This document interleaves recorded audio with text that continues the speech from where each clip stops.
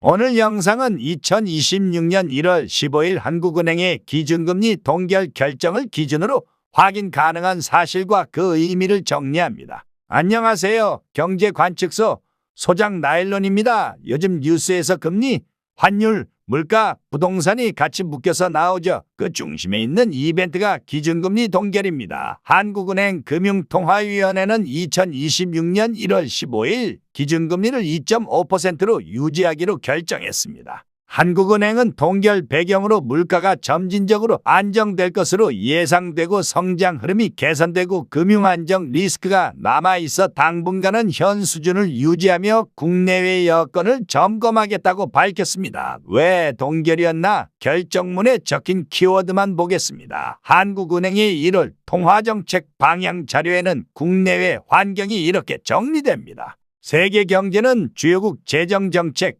AI 투자 지속 등으로 완만한 성장 흐름이 이어질 전망이고 국제금융시장, 장기 국채금리가 추가 금리 인하 기대 악화, 재정 건전성 우려 등으로 상승했으며 달러는 약세였다가 강세로 전환됐다고 정리돼 있습니다. 국내 경제 부분은 건설 투자 부진은 있지만 소비 회복과 수출 증가로 개선 흐름을 이어갔다고 적혀 있습니다. 정리하면 한국은행이 공식 문서에서 강조한 구조는 물가는 안정 쪽, 성장 흐름은 개선 쪽, 하지만 금융안정 리스크가 남아있다입니다. 시장이 보는 신호는 결정뿐 아니라 문구 변화입니다. 로이터는 이번 동결을 두고 한국은행이 추가 인하 가능성을 시사하던 가이던스를 문서에서 제거했고 총재가 외환 시장 안정의 중요성을 강조했다고 보도했습니다. 이게 의미하는 건 단순합니다. 시장은 동결 자체보다 한국은행이 어떤 위험을 더 크게 보고 있는지를 문구에서 읽습니다.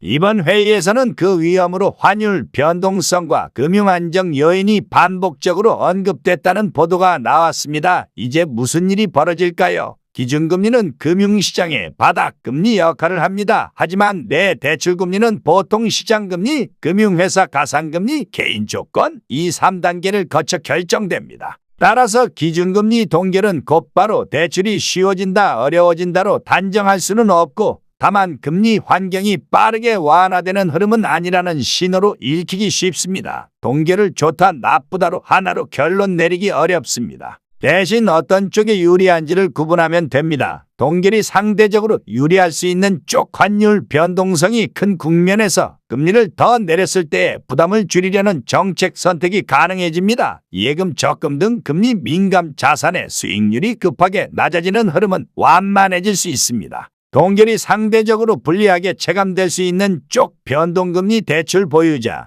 만기가 짧게 돌아오는 차입 구조를 가진 가계 자영업 기업은 이자 부담이 길게 이어질 수 있습니다. 기업 입장에서는 조달 비용이 빠르게 낮아지지 않으면 투자 채용 판단이 보수적으로 갈 수 있습니다. 여기까지는 누가 이득 손해가 아니라 금리 수준이 고정될 때 일반적으로 나타나는 방향성입니다. 이 동결 이후 뉴스에서 확인해야 할 것은 한국은행이 근거로 든 변수들이 실제로 어떻게 움직이는지입니다. 팩트는 하나입니다. 한국은행이 2026년 1월 15일 기준금리를 2.5%로 유지했고 그 이후로 물가 안정 흐름, 성장 개선 그리고 금융안정 리스크를 공식적으로 언급했다는 점입니다. 이 구조를 알고 있으면 금리 뉴스가 나올 때 조금 더 냉철하게 판단할 수 있습니다. 여기는 경제관측소 소장 나일론이었습니다.